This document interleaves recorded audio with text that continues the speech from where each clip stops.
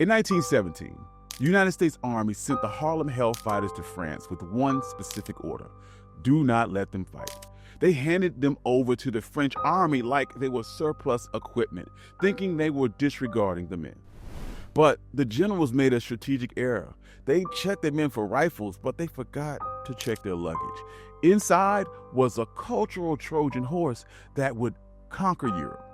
These men would go on to survive 191 days of hell, longer than any other American unit. But we didn't just win the war. The Harlem Hellfighters infected Europe with black culture. So join us today while we discuss the story of the Harlem Hellfighters. And if you like stories like this, you can find more stories like this at onemikehistory.com. But without further ado, let's get started. To understand the Harlem Hellfighters, you need to understand the insult.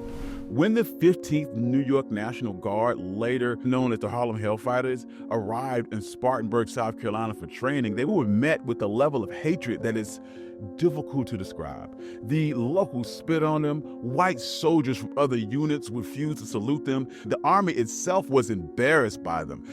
The strategy of the United States military was simple: containment. They refused to let the 369th fight alongside white American troops because they feared that they would upset the racial order. They didn't let black officers command white troops, and they didn't allow black men to show any bravery. So when they got to Europe, General Pershing did something unprecedented. He gave an entire regiment to the French army. He told the French generals, take them, use them, just don't ask for any supplies. He thought he was disregarding the Harlem Hellfighters. He thought that he was putting them in a corner where they would die quietly digging ditches until the war was over. What he didn't know is he was handing those black men the keys to history. When the 369th was handed over, they were stripped of their American identity. The United States Army took away their Springfield rifles, they took away their American rations, and they would issue French rifles, French helmets, and French brown leather belts. Imagine the psychological warfare in that moment. You had just traveled 3,000 miles to fight for your country, and then your country says that you're not one of us. Go sit over there with the French. But by cutting them loose, the United States military accidentally freed them from American racism. The French army didn't care about Jim Crow. They were desperate for men who could shoot, and they welcomed the 369th not as black soldiers, but as Americans. For the first time in their lives, these men were treated with military dignity, and they decided right then and there that if they were going to die, they were not going to die as laborers. They were going to die as one of the most lethal units on the Western Front. And this is the part of the story that gets glazed over, because we talk about the parades, but the 369th was sent to the front lines of the Argonne Forest. Most American units spent a few weeks on the front line before they were rotated out for rest. The 369th stayed on the front line for 191 consecutive days. That is 6 months of sleeping in the mud, eating rats, dodging mustard gas without relief. The United States military refused to send replacements, and they left them over there to break.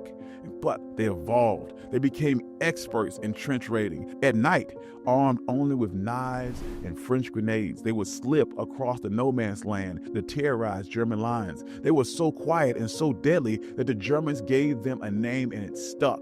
They didn't call them the 15th New York, they called them the Hellfighters. And during that 191 days, they didn't lose any prisoners and they never lost a trench, because they had decided to themselves that they were never going to surrender. One of the most famous stories is Private Henry Johnson. One night while he was on watch, a German raiding party of 20 men attacked their trench. When Johnson's rifle jammed, he didn't run. He pulled out his bolo knife and he fought them hand to hand, killing 4 Germans and wounding 20 more, all the while saving his fellow soldier Needham Roberts. He became the first American to receive the Croix de Guerre, which is France's highest military honor. While the United States military was debating whether or not black men had the bravery to fight, the French government was pinning the highest military honor on their chests. Once they proved that they could fight, they unleashed the second part of this plan. Enter Lieutenant James Reese Europe. Before the war, Europe was the most famous black band leader in New York. When he joined the 369th, he told his commander that if we're going over there, we're going to be the best damn band in the Army. And he didn't just recruit soldiers, he recruited talent. He went to Puerto Rico to find players. He went to Harlem to find drummers. He built a supergroup disguised as a military unit. The United States military thought that they were sending over ditch diggers. Europe knew that they were shipping over a touring act. The cultural Trojan horse opened the moment the bullets stopped firing. The 369th traveled from town to town in France. French citizens gathered expecting a traditional stiff marching band. Instead, Europe raised his baton and the band launched into the French national anthem with a jazzy beat. They mixed swing with the French national identity. The crowd exploded. It wasn't just music, it was this kinetic beat. Because these men had already earned the respect in the trenches, the French were open to black culture that they brought. They didn't just entertain, they saw the art in these black heroes. James Reese Europe executed this vibe shift in an entire country. He made blackness synonymous with cool, modern freedom in the French imagination. When the war ended in 1918, the 369th came home to a massive parade in New York.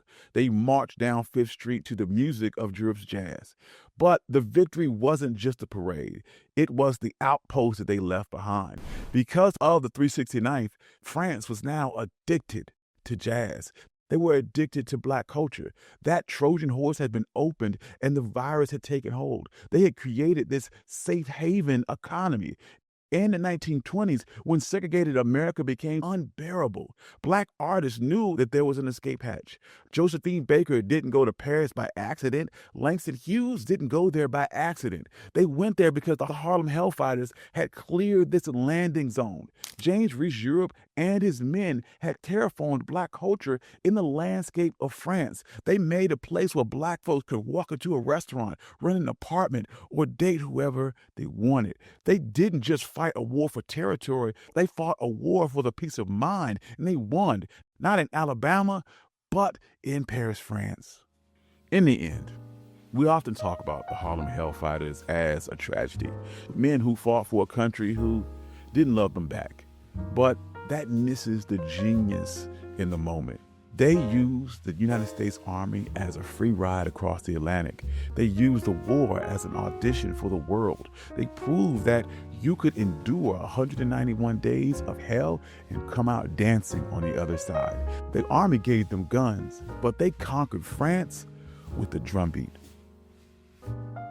Thank you. This is One My Black History. I'm your host, Country Boy. If you like stories like this, you can find more stories like this at onemikehistory.com. I am trying to do this series where I take some of my old stories and we update them and remix them and find the blackness in that moment. If you like stories like this, I hope you continue as I do this series. And I'd like to thank all my financial contributors and people who've supported this channel from the beginning. I love all of you guys. Without you, none of this could be possible. And peace.